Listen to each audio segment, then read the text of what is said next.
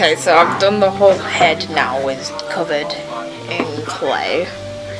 Turn it around like that.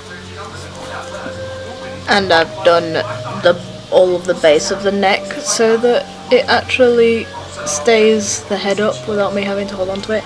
It's really misshapen at the moment because obviously the tinfoil underneath isn't completely round, but that's fine because it just means that when this is hardened I can then just put clay extra on top of it and just fill in the gaps. Right, so I'll just put him in there so that it can dry without leaning on anything, because if I put it down then it'll make it so that it's weighed down on one side, which might turn its head in a direction that I don't want it to be. Right, so I've clayed one ear on. It's looking pretty good. So now I just need to do the other one.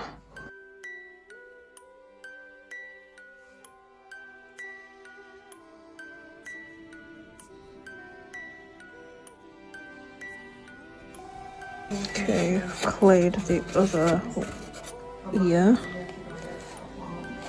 and filled in a bit of the neck.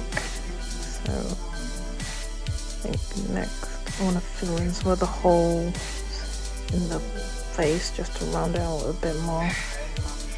So yeah, and then fill a bit more around the body, but not quite the base yet, and maybe do the tail. I'll see, because I'm kind of running out of clay a bit. So annoyingly, my dad leaned over the figurine while it was drying and knocked its ear, so now there's a big crack just down the ear that I now have to fix.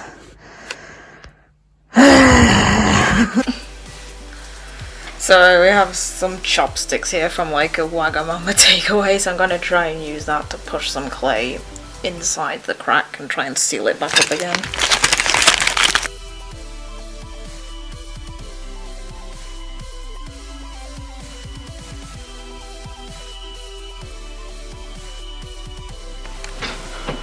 Okay, I've managed to repair the ear now of the crack. Next, I think I want to, this gap here I don't like, there's a bit too much of it, so I want to try and round out this bit of the face. So I'm going to put some clay in there, and the same as back here, I'm going to try and round this out a bit more. Put some clay in there, and then I'll put clay all around the body, and probably attach the tail as well. We'll see how far this gets.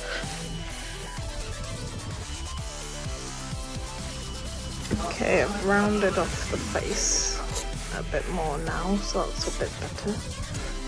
I'm gonna try and roll this up to roll it flat, and then wrap it around the bottom of the body.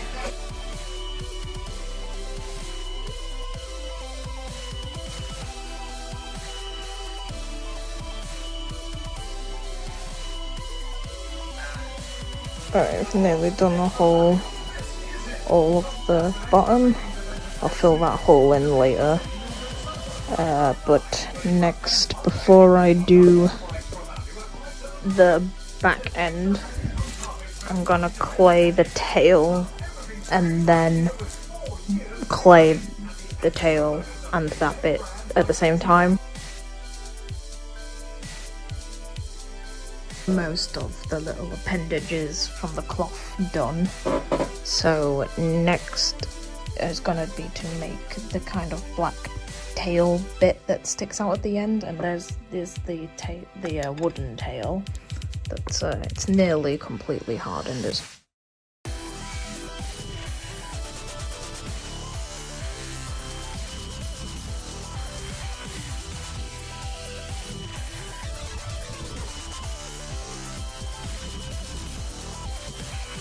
Okay, we're nearly there, so I've clayed the kind of back like that. That's the cloak coming down over it. The tail is attached. So what I need to do now is, the legs are dry now because they've been left overnight. Oh, there we go, I swapped the legs round and it's actually standing on its own now. So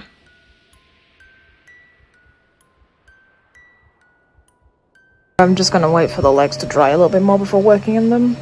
So I've just made this so that I can put that on the bottom to help make all this a bit more stronger, and on the tail, and I'm gonna poke those holes through once it's got clay on it. Okay, so after a lot of kind of hell of messing around, I've managed to get it to stand on the legs, and I've clayed up the leg.